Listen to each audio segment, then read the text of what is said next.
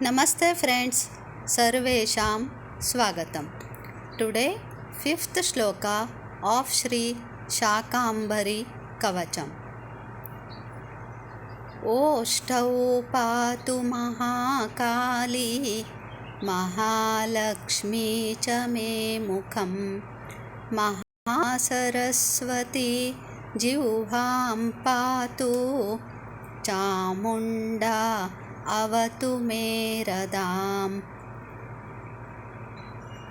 ओष्ठौ 2 lips, पातु protect, Mahakali Durga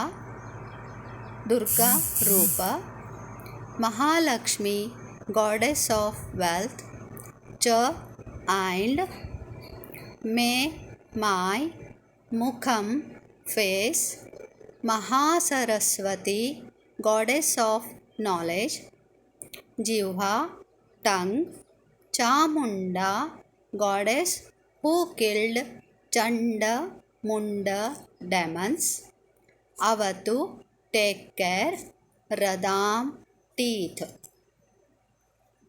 Let Mahakali protect my lips, Mahalakshmi protect my mouth, Mahasaraswati protect my tongue, Chamunda protect my teeth.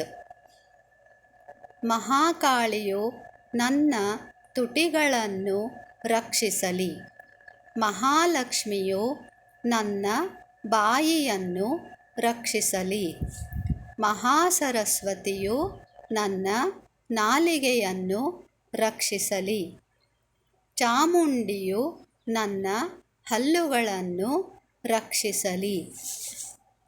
ಧನ್ಯವಾದः. Thank you.